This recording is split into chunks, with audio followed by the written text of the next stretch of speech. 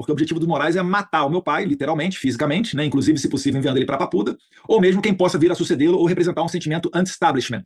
Então, Alexandre de Moraes, eu coloco ele na prateleira dos psicopatas. Os políticos de Santa Catarina estão sendo bem canalhas ao não abraçar Carlos Bolsonaro. Eu não falei pro Carlos que ele não deveria ir, eu falei inclusive que ele era bem-vindo. O que eu disse muito claramente é: a chegada do Carlos desestabiliza o projeto de direita de Santa Catarina.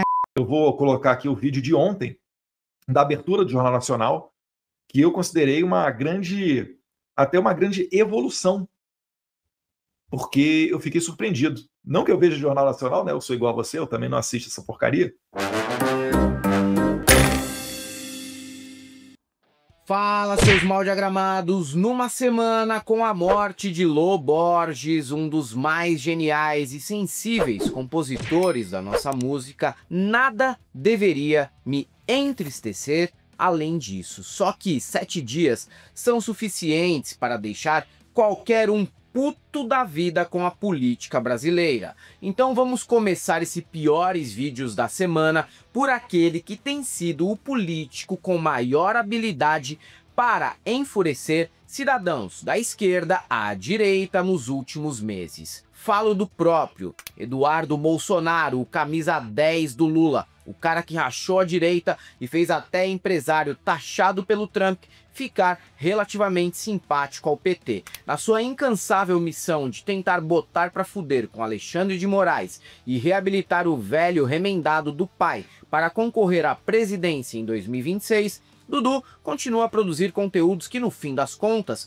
só demonstram como a familícia é um projeto personalista que jamais vislumbrou fazer política pensando no país. Só nesta semana, o Poca Pica deu entrevistas acusando Xandão de querer matar o seu pai, seja simbólica ou fisicamente, sendo que, na verdade, foram eles que meteram snipers com miras apontadas para a cabeça de piroca do ministro. Também aproveitou para implodir ainda mais a relação com Tarcínico e disse que o governador é o candidato do sistema. Em outro momento, invocou a Dilma e confessou que enxerga vitória numa eventual derrota que possa ter no ano que vem, no melhor estilo perdemos a Copa, mas demos um show de resenha. E aquela chama acesa que ainda acredita na vitória levou Eduardo a prometer que prenderia o Xandão como primeiro ato do seu mandato, mas ditador para ele é o ministro do STF, né? Uma compilação de asneiras originada por muitas drogas e doenças mentais ainda não diagnosticadas, mas isso não me preocupa. O que me incomoda mesmo é que uma boa parte da população confia plenamente nesse discurso e aguarda as tais 72 horas em que essas previsões se concretizarão. Porque o objetivo do Moraes é matar o meu pai, literalmente, fisicamente, né? Inclusive, se possível, enviando ele para Papuda, ou mesmo quem possa vir a sucedê-lo ou representar um sentimento anti-establishment. Então, Alexandre de Moraes, eu coloco ele na prateleira dos psicopatas. O Tarcísio é o candidato do sistema. É o cara que o Moraes quer, né, que gostaria que fosse eleito, porque ele ainda viria com apoio de Jair Bolsonaro. Mas eu também vejo vitória na derrota. Se, por exemplo, eu conseguir uma candidatura, seria, obviamente, uma candidatura, né, competitiva. Eu não gosto muito de falar disso porque eu sou cético, mas várias pesquisas dão conta disso. Ainda que, de maneira arriscada, apostássemos e eu viesse a perder, nós conseguiríamos ter um êxito de manter acesa a chama do conservadorismo. O Congresso ele sempre está ficando mais à direita, mais conservador. Se seguir nessa mesma caminhada, proporcionalmente em 2026, a gente faz uma maioria.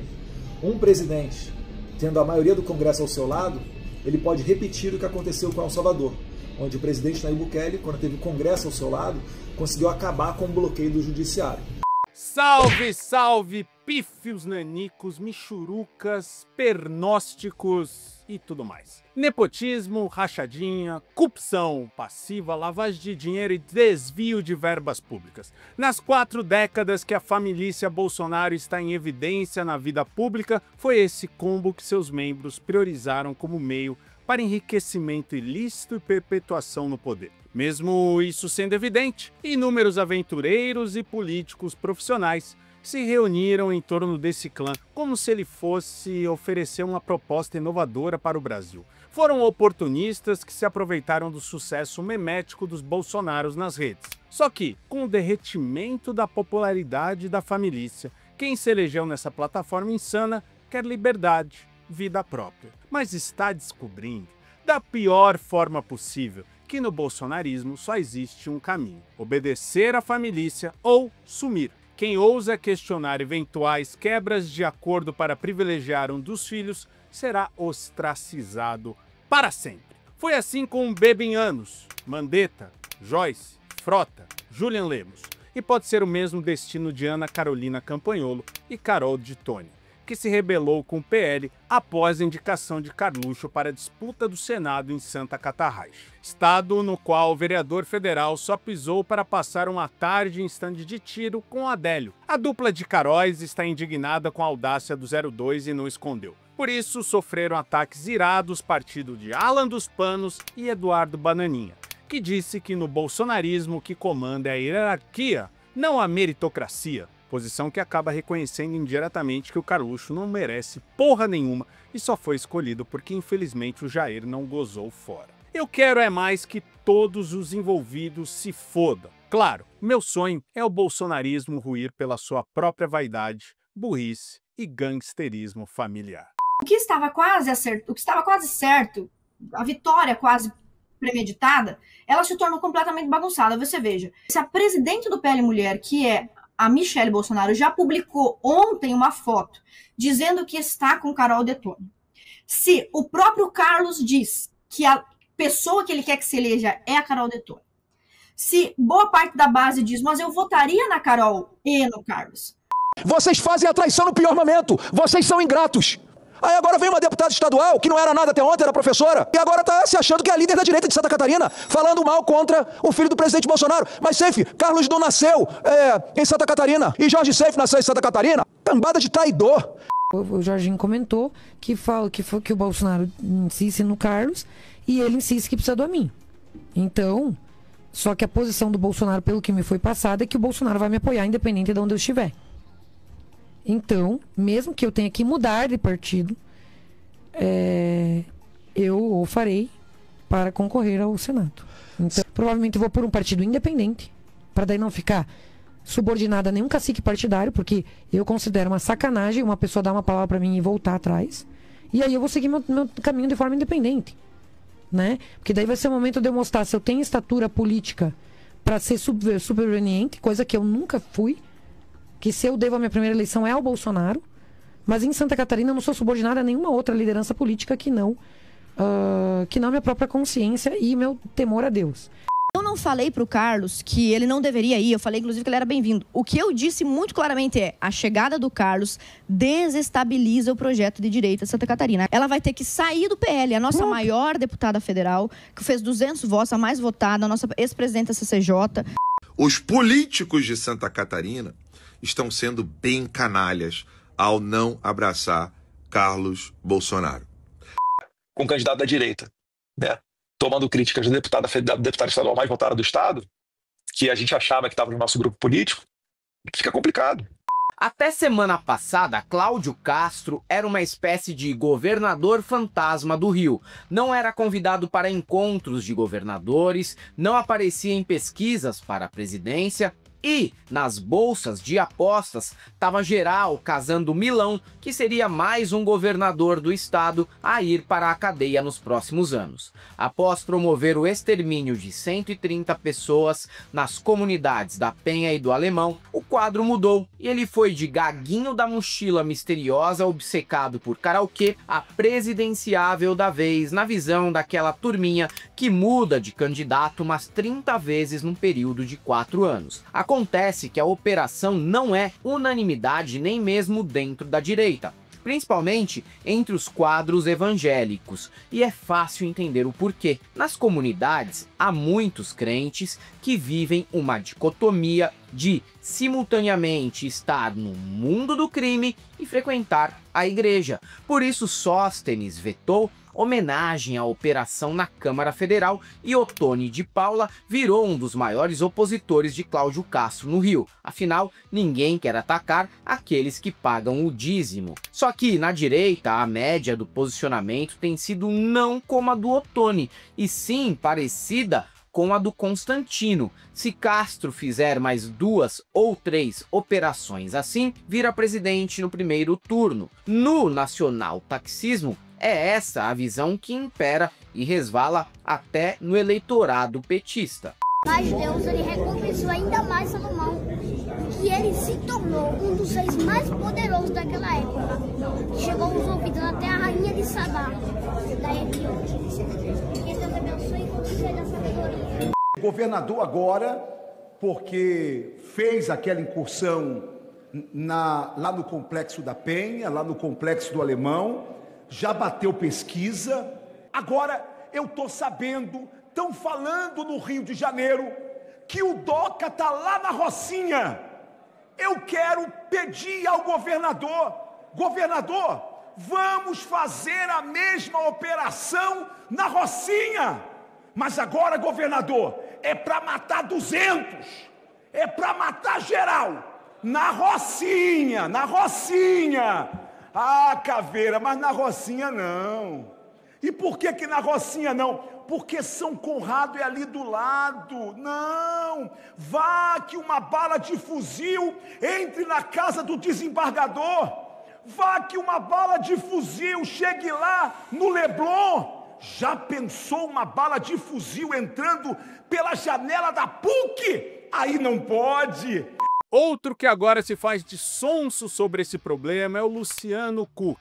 Apoiador de Bolsonaro em 2018, o apresentador deu depoimento na época dizendo que o Vagal poderia ressignificar a política. Ressignificou mesmo. O que era um banheiro químico no meio do Carnaval de Salvador virou um mergulho de boca aberta na caixa de gordura. Mas como diria seu Madruga, que eu odeio Chaves, mas tudo bem, é dos sábios mudar de ideia. Pode ser sim, admito, mas mudar pode ser hábito de oportunista também. E Huck é um dos mais talentosos oportunistas desse país. No último domingo, durante o Domingão, criticou a ação da polícia e até foi razoável na avaliação de que o Estado precisa promover mais oportunidades para a população da quebrada. É pura verdade. Jovem quer transar, comprar roupa de marca e ir na balada. Se o caminho mais atraente for do crime e não de um trabalho de merda no sacolão para garantir R$1.000, muita gente vai aderir às facções. Qualquer solução que não inclua essa realidade simplista vai dar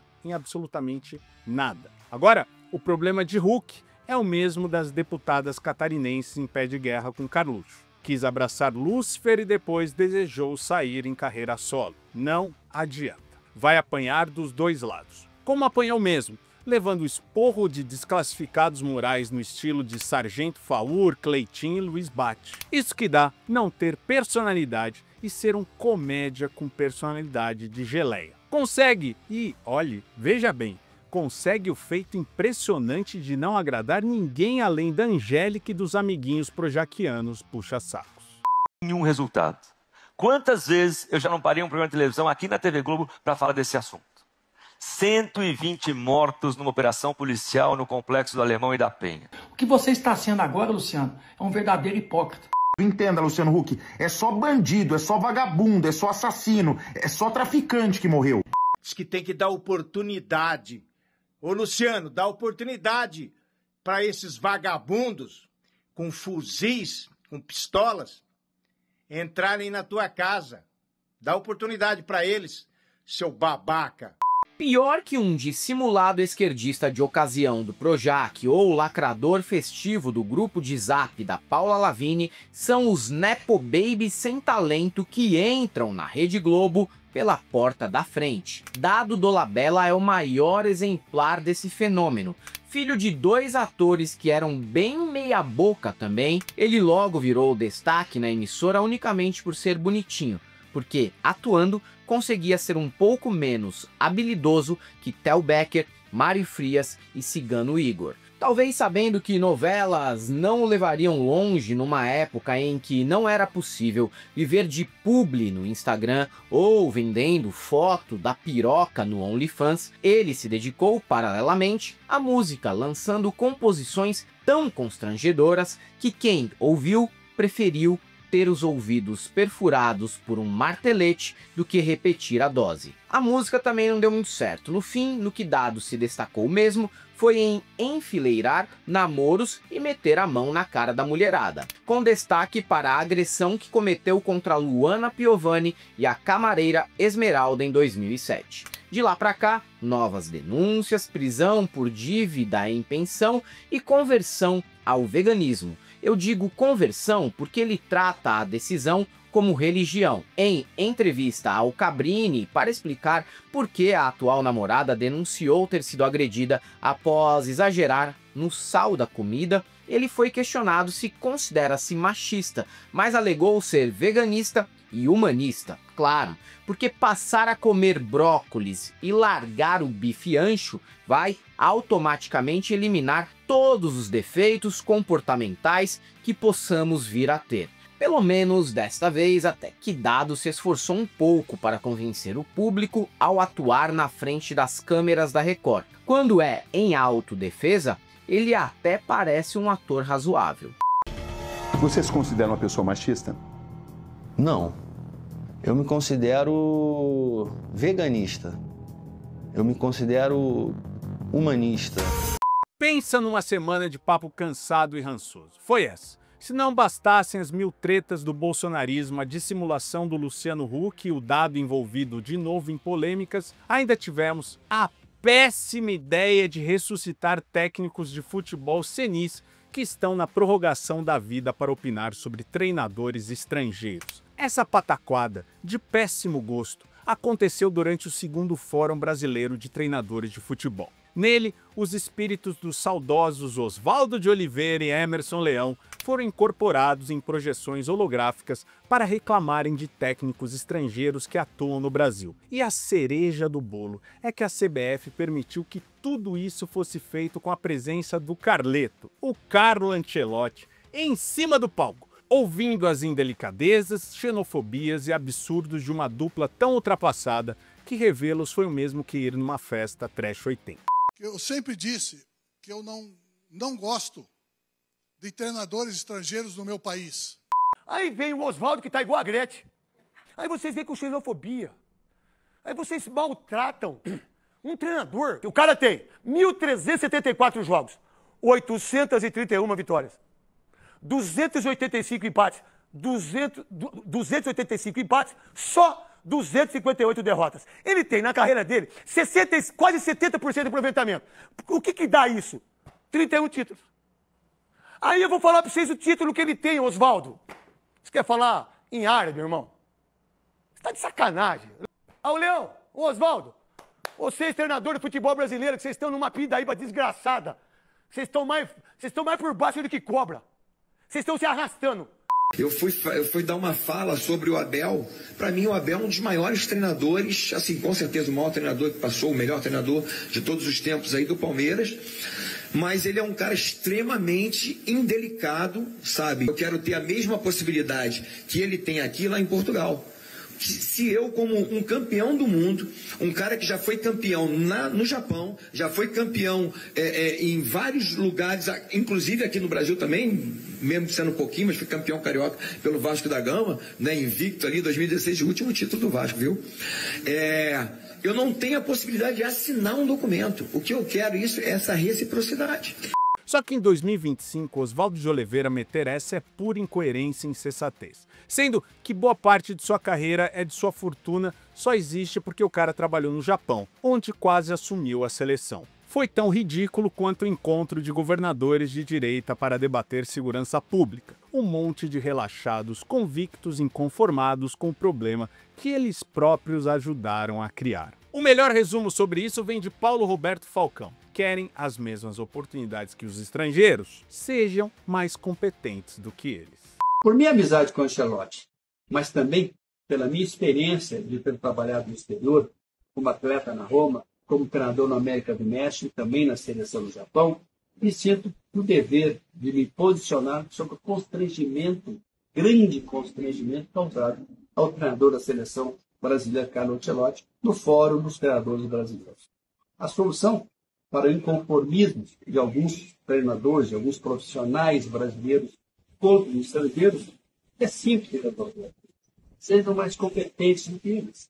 Tim Maia costumava dizer que o Brasil é o único país em que puta tem orgasmo, cafetão sente ciúmes, traficante é viciado e o pobre é de direita. Uma pena que o síndico saiu de cena em 1998. Se tivesse vivido mais uns 20 anos, presenciaria ainda outros absurdos inimagináveis, mas que só o Brasil é capaz de proporcionar, como o fenômeno do assassino conservador e defensor da moral e dos bons costumes. Exemplos não faltam. Guilherme de Pádua virou pastor evangélico antes de morrer e o goleiro Bruno assumiu o voto em Bolsonaro por ele ser a favor da família, o que eu não duvido muito que seja a opinião do Alexandre Nardoni também. Com o sucesso da série Tremembé na Amazon Prime, descobrimos mais um assassino brutal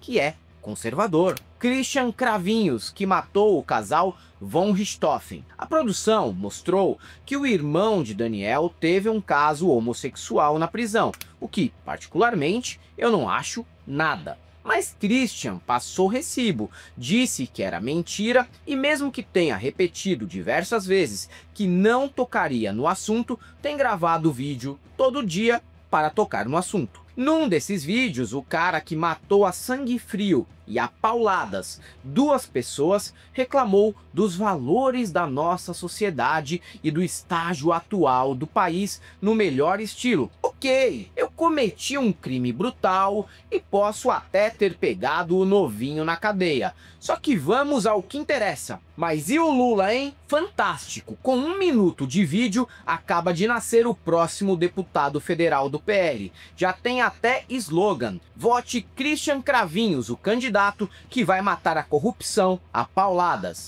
Acredito no que vocês quiserem, façam o que vocês quiserem. É como eu falei uma vez no Instagram, o mundo tá pegando fogo, o Brasil tá caindo e vocês estão preocupados com essa porra desse caso que já tinha sido já esquecido há muito tempo, né? Então, cara, vocês, é o que eu falo, vocês definem literalmente como que é o nosso país, né? Quais são os valores reais que nós temos que ter como brasileiros. O conservador é igual em qualquer lugar do mundo. No discurso defende a família tradicional e no sigilo faz coisas de impressionar o Marquês de Sade. Mais impactante é quando deixa de ser no sigilo e passa a ser na cara dura. A relação de J.D. Vance e Erica Kirk tem sido assim. O vice-presidente americano, que é criticado por se casar com uma imigrante indiana, tá cheio de saliências com a viúva do corno póstumo Charlie Kirk. Além de afagos que sugerem que ela seca as lágrimas na samba-canção do republicano, declarações de Erica conotam isso. A viuvinha do momento confirmou que J.D. Vance é muito parecido com o Zé de Batinho. E falando em lágrimas, não podemos deixar de citar que a Erica é tão falsa e performática quanto a Michelle. Para chorar pelo marido, foi flagrada usando um colírio de mentol. Porque essa aí, com todo respeito, já tá chorando de alegria que será a próxima primeira-dama. Fala, Matias! Fala, Bessi. Oi, pessoal.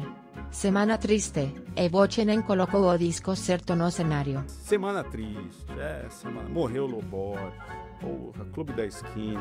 Por que eu não tô com... É verdade, eu tô com o disco do Cartola aí. Eu acho que eu esqueci de pôr o Clube da Esquina. Tem que tomar cuidado para não ser esquerdo macho. O próximo passo é falar que é humanista e não veganista. Não sou esquerdomacho não, cara. Isso é coisa de esquerdomacho? Ah, você acha? Cartola, Belchior, Clube da Esquina. Não posso ouvir essas coisas. Tem que ouvir heavy metal. Voce está fazendo o tipo. Não, eu gosto de heavy metal também, mas não gosto só de heavy metal. Tô fazendo tipo há tanto tempo. Ah, você também. E o quê? Sejamos tipo vocês também. Se inscrevam. Mandem comentários e pixes. Ah, pra galera se tornar membro, se inscrever, comentar, curtir. Muito bem, Matias. Essa parte você foi bem. Se liga também aqui nas nossas outras redes sociais, Instagram, Twitter... Não, Twitter não. Deixa pra lá. Facebook e TikTok. E se você é um desses que ainda acredita na Michelle, na Erika Kerr, em todas essas beatas que usam colírio para chorar. Eu só tenho uma coisa para te dizer: não passarão!